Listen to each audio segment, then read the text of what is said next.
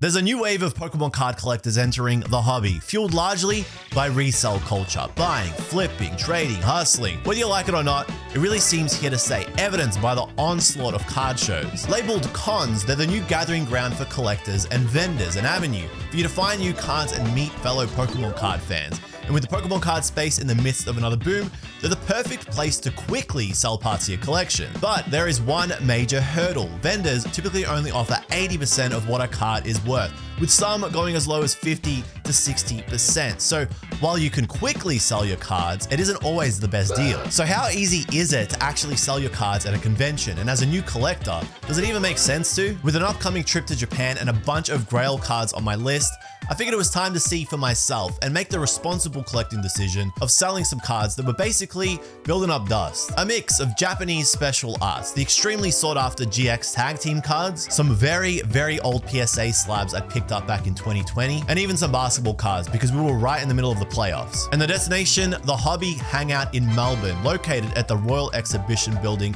in Carlton, and probably the biggest card convention Australia had seen so far. I had a suitcase full of stuff, which wasn't the most conventional setup, and a plan to sell $2,000 worth of cards before leaving. To do that, I was going to rely on my Japanese GX tag team cards. They were all pulled from way back when I was opening Sun and Moon booster boxes. They were beautiful then and they're beautiful now, having all been illustrated by Mitsuhiro Arata in what was a massive commission between Creatures Inc. and Arata-san. It's why these cards all have the same kind of vibe and why they're all so loved. Honestly, talking about them makes me want to jump into the lore even more, but that's for another day because I had a card show to hit up. First thing you're going to notice is that these places get busy with a lot of different vendor booths to visit. I can't even get in. Oh, that's sports. That's PAX. Chat, do you like PAX? There are a lot of people here. It's actually really tough to get to like any of the stalls. Another thing I've quickly learned is that it can actually take a while to get to the front of a vendor's table with so many people trying to buy or sell. So with most interactions taking between 5 to 15 minutes, you've really got to be patient. Chat, look at this. Excuse me, man. Sorry. English Pokemon cards dominate cabinet space at these conventions, as that's what most people are collecting these days, and they're attracting the highest prices. Dude, that special art is 1,800 Australian? That's crazy. How real those prices are, though, is anyone's guess, with most interactions with the vendor typically seeing 10 to 30% discounts off the tagged price. It's all a little bit of a game, kind of propped up by the big players in the convention space right now. It's kind of hard to prove that without any real evidence, but if you look at this practically, it's in most vendors' interest for the card prices to stay high. Oh, I think I see Labubu. I see Labubu. Is that the ASAP Joey? Dude, this is stupidly hard. Is that the Answer? This is stupidly hard. How you going, dude? What's going on? It's nice to see you. Yeah, you too, man. What are you doing? Are you getting Labubu? I was trying to get it for my girl. Nice flex. It's Labubu, la blah blah blah, la floop floop. After scoping out the venue, I managed to find a vendor with an opening, which meant it was time to get to work. Hey, how you going? Good, Good, thank you. Good. You guys buying today? Yes, definitely. Pokemon? Yes. Okay. You buy Japanese? I believe so. What do you have? Selling cards is a little bit of a dance. First, you show them what you've got, then you gauge what they're actually interested in. So you're looking to sell? Yeah, looking to sell today. Yeah. Do you mind following through? Yeah, go have a look. So we're looking to sell like all the binder or? Well, this is like the main Japanese stuff I was going to try and start with. Yeah. So typically, I like to lead with the most attractive or popular cards first, then add whatever else I'm trying to move on top of them. Kind of like hooking them in with the good stuff and making it an all-in-one deal. Did you have a number in mind? I was looking to get maybe like 40 each for the GXs. Oh. These are about to like 70. Before the event, I put my best tag team all-stars cards into a binder and added some Eeveelutions on top of it. Then I let the vendor decide. Do you want to take that one too? That one I just want a price. You can hold that off, yeah. Yeah, that hold off on that. Okay. I would just be after like these ones. I've got a bunch. You don't want these? I have a lot of them already. Okay. I'm sorry, man. Whatever number you would have on all the tag teams, I could do. Would you do 280? Yeah, that's fine. Okay, so cool. So this deal was practically done until I realized I'd done the math wrong in my head and my offering price was way too low. Hang on, sorry, I think I mispriced these. Oh, yeah. Yeah, sorry. I did the math wrong. Oh, It will be more than 280, yeah. Yeah. I priced them wrong. just let me know what it's at. And Okay. I'll pop that there, and then just let me know what you're sitting at. Yep. All right, time to see chat laughing at me. All right, these ones, there are 11. Yep. I'd price these at like 30 each. Okay. So that's 330. 11, 3, 30 each. So how much? These ones I do at 30 each, so there's 11. Yeah. Do you want to say 300? Yeah, that's fine. Okay, and then these ones I'd probably price at like 50 each. There's 12, so that would be like 600. But I'd do like 520. Or if you do like 500, then it's just 800 for all of them. I don't want to be at 500 for the lot. Not the greatest situation, but considering we were still working out the total, I didn't feel compelled to go through with what was obviously a bad deal on my side. 500 for the lot? Yeah, that's probably what I want to be at. If I did them at 40 and there's 12 or 80. I could, if this is 300 and then that is about 500, I could do like... Yeah, I'd want to be at, just because I auction stuff off at $1, I'm probably going to get, obviously I'll get unders, but... These you'd get like 50, 60 each, easy, so... Potentially, yeah. Potentially, if I got the right buyers on, but... If I sell them at like 40 each, and then if I just say like total like 700 for the lot... I do 600 cash.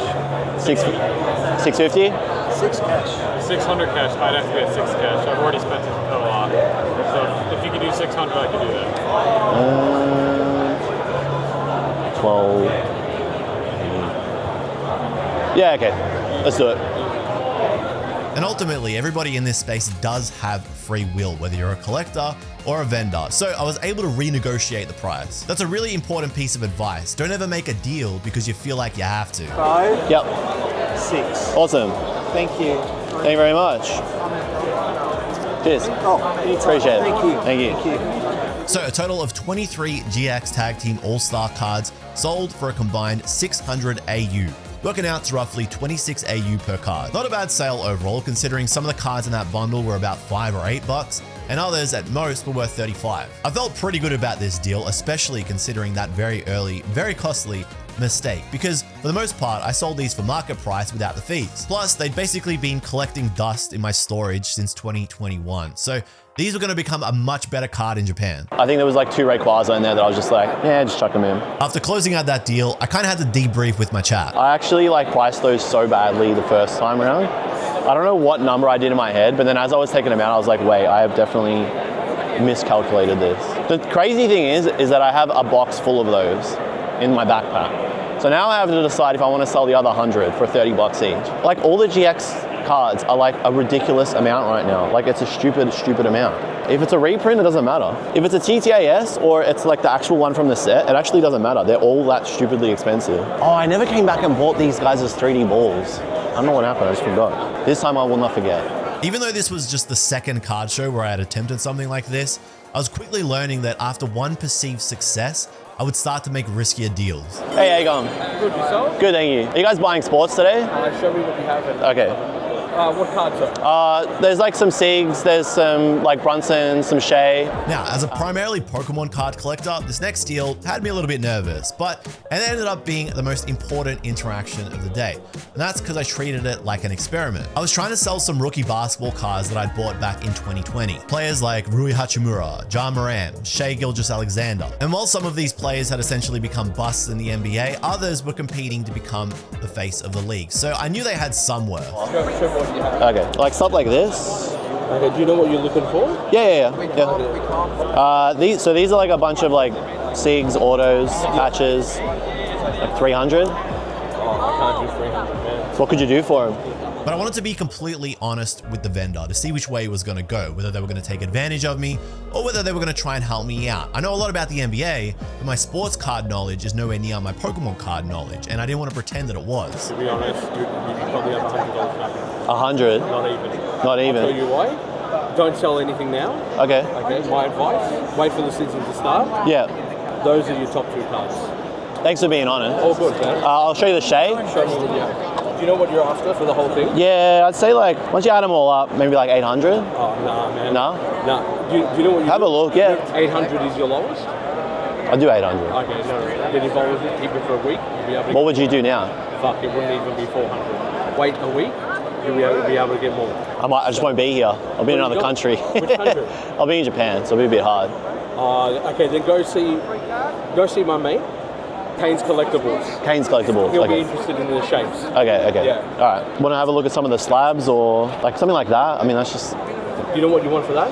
I don't even know, man. Okay, that's probably $150 cards. Did you do 150? No. Oh, okay. Sorry. what could you do? You got a lot of damage there, so I wouldn't take it. Okay. That's my opinion. But he's a big buyer. Okay. He buys more than I do. Okay. Just tell him Sonny sent you. Thank you, Sonny. I appreciate it. No, thank you for your time, bro. I liked Sonny a lot. He didn't try to take advantage of me, and he gave me some very valuable insight. A perfect example of how you can't judge every vendor at these events. So with that information in hand, I headed over to Sonny's recommendation, who apparently was a big Pokemon guy, and he ended up being the complete polar opposite of Sonny. Not any fault of Sonny's though. All right, should I go to this Kane's guy and say 50 bucks each for the GXs? Hey man. There you go. Good, how are you? Are you the Kane of Kane's Collectibles? Yes. Sonny sent me over. Oh, what a surprise. As part of my experiment here, I wanted to open up with the same approach. I'm in a bit of a rush. I'm not too fussed on the prices. I just want a quick and easy deal. I've got a bunch of like Shay, Gilgis, and like some random other players. He said to hold them until like the finals actually start because the value will go up. But I gotta leave for a flight tomorrow. Yeah. So if you're interested, if I show you. Always interesting. Yeah, okay. You send that many people over here. Oh, okay. It's like he thinks I'm an ATM or something. Well, you said that's what he made out. He said you do Pokemon as well. Yeah, okay. So just these ones you had. For now, yeah. So most of these I'll be putting them in the dollar boxes. They're just normal for the cards. So I'll probably be looking at giving you 60 bucks for a lot. 60 for the lot. No, I wouldn't do that. 60 Australian dollars was an absolutely incredible low ball. Partly my fault for going in with that approach, but there is no way that a stack of Shai Gilgeous-Alexander rookie cards, as overrated as he is, were worth 60 Australian dollars. So that instantly killed all the energy of the deal here. I'm saying this year is going to go up, but most of these are just the normal cards. Yeah. I'll put in the dollar boxes just to try and get rid of them. That's what I'll be doing. Okay. All good. Thank you, though. No worries, mate. I mean, let's be serious. There is no way that they were going into his bulk box. Those were going straight to PSA for grading. Did you want to look at some Pokemon? I always look at Pokemon. All right. From here, I figured it was best to just move on to Pokemon. So I pulled out all my GX Tag Team All-Stars cards, and we got started. They're all raw. They're Japanese. Are you interested in Japanese? Okay. So I buy it 70%. 70%? All right. So it's like a lot of stuff like the GXs. Yeah. You interested? What would you do each? Depends what the market is from at the moment. Unlike the first sale, this one quickly became a comps check, basically a search online to find the average of last sold prices on websites like eBay. These prices are commonly referred to as last sold, which is a really typical thing for vendors and even collectors to do, especially so if you're a collector, to make sure that you're getting the absolute most value for whatever it is you're trying to sell. There's a lot. There's like pretty much every GX from like the middle of Sun Moon to the last set, SM12A. They've all got their own different price. So I have to comp one of them, and I can make an offer for all of them. So you'd comp, okay, because you'd have to comp them all individually then. These two separately, because like these I would say about 100 AU each. These are rising. Yeah, they're going up. Yeah. The problem is that the last sold price isn't the price that the vendors will offer you. Typically what you're going to find is that their offer is 80% of the last sold average, sometimes as low as 70%, with the weakest vendors offering between 50 to 60%. So if a card is worth 100 online, you could be offered as low as 60. Now this is usually to account for the discrepancy of fees you have to pay if you were to sell this card online, but typically those fees average out at around 12% of the final sale price. But I mean, if you would do like, The main ones I'll be interested in will be the Snorlaxes, yeah, them ones. yeah. If I only need one, then I can just comp it, the Latioses, and them. So these right now are going for about 25 bucks each. Yeah. Is that US or AU? That's AU. So how many of each have you got of them? Two. I mean, I've got two of each, but that's just Snorlax, Laddie, and the Wailord. How many cards have you got there all together? 16. That whole lot in your hand, I'll be, and these, just these, I'll be giving you 260. Don't get me wrong, I'm aware that vendors have to pay overheads for attending and setting up a stall at these events. But given the speculative nature of Pokemon cards, more often than not, the paid price quickly becomes irrelevant, especially in this boom, with the prices of cards going up almost daily. So the way I see it, an offer of 10 to 15% of market is much, much fairer. That's a 30% market. Yeah. I'd say it's a bit too low.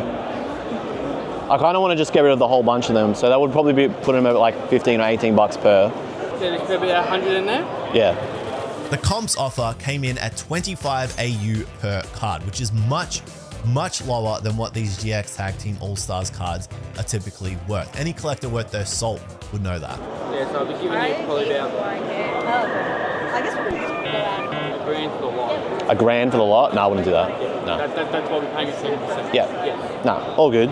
But I had 100 GX Tag Team All-Stars cards here, so the total offer came in at 1,000 AU, roughly 10 Australian dollars per card. I don't know why I said roughly, it's exactly 10. It was way less than the 25 AU I initially got offered, especially considering the Gengar and Mimikyu GX here is worth $100 on its own, and I had 2 in that stack.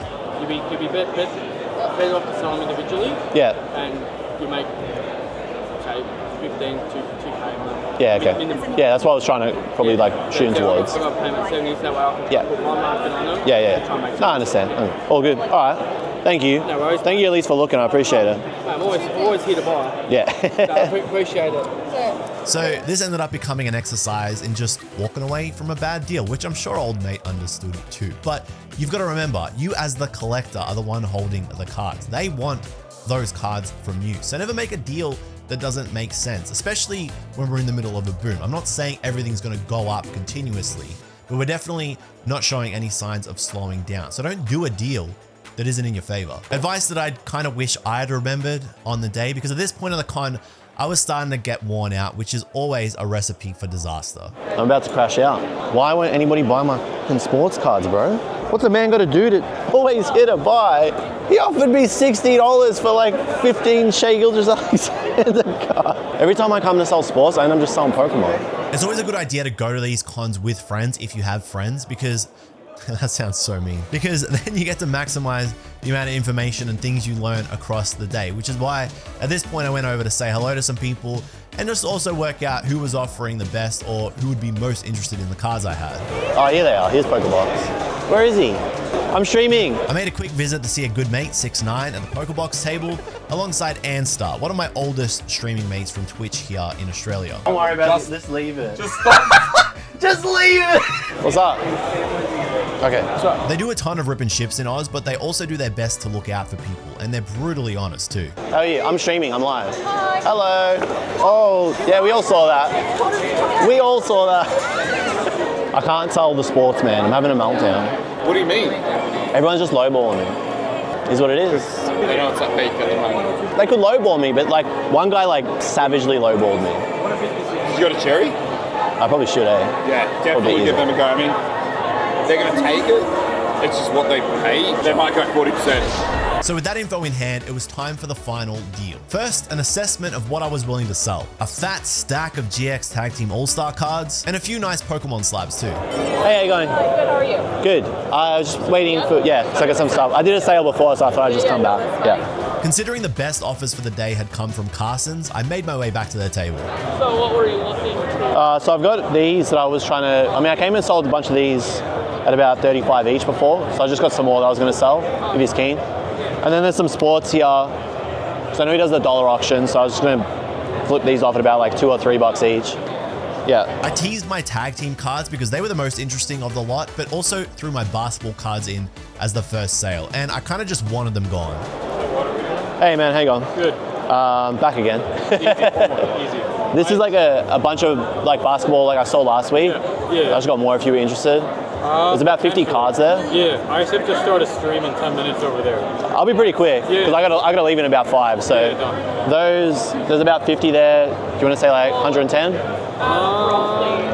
that's fine. Okay, cool. Would you do 100 on them just to make it easy? Yeah, that'll make it easy. That's fine. 100 AU for a stack of NBA busts. I was just happy to move on from those, even if those rookies come back to bite me, because it meant one dope card in Japan, which meant now it was time to move on to the tag teams. There's all that. Did you want to have a look at these? How much do you want? Well, we did about 35 each for them before, and there's 33.